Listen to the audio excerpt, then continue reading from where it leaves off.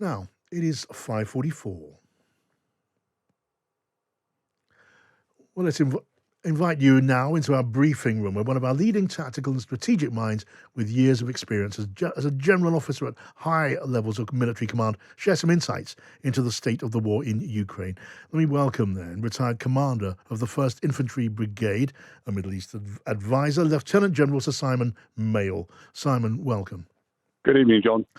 Simon, let me ask you about this first. Some, as it were, diplomatic movement taking place this week. Tomorrow in Istanbul, there's going to be a gathering of representatives from Ukraine, from Russia, from Turkey, and from the UN, and they're going to be looking for some kind of solution to the blockade on the Black Sea, which is blocking vital shipments of grain and food products.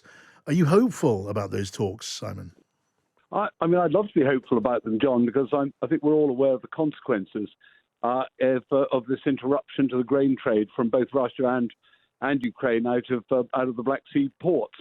I'd love to see a resolution, but of course, to free up the Black Sea ports, the Russians will want something, and there's no doubt about it. The bizarre haggling is going to start going on about what we are prepared to accept in Ukraine of Russian presence. And we know the Ukrainians have had a probably very understandably hard line over not wishing to negotiate while there are Russian troops on their soil. Yes. So it's good that people are talking, but I would be really managing my expectations, sadly, because we know what the consequences are likely to be if we can't get the grain out. The Ukrainians are said, at a high level in the Ukrainian leadership, they're said to be, well, hopeful there could be some kind of breakthrough. It doesn't mean there will be, but hopeful that is possible. And it's being pointed out that when and if there's to be some kind of agreement, it would be possible to make a green corridor, it's being called, for sea traffic through and away from the Black Sea ports. You'd need that,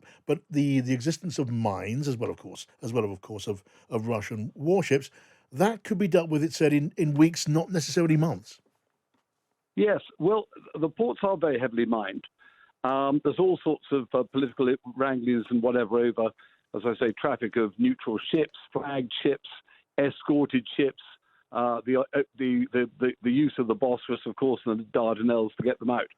And of course, Russia will be looking to use this as leverage with the UN to put pressure again on the European Union, on NATO, on the Americans, and they'll be looking to barter it to their allies across Africa, the Middle East, other parts of the world, in terms of trying to, of course, garner support and pressure from them, largely onto the West, to make concessions. Yes. So I'm afraid lots of people are in this game, both on the energy side and, of course, on the food side, John. It's suggested, isn't it, Simon, that part of the Kremlin's agenda here is to cause a food crisis, to cause a starvation in some of those most deprived countries in the world, maybe even trigger or make worse the migration of refugees, which puts pressure on European economies. These are things you can imagine in the mind of the Russian leader and those around him.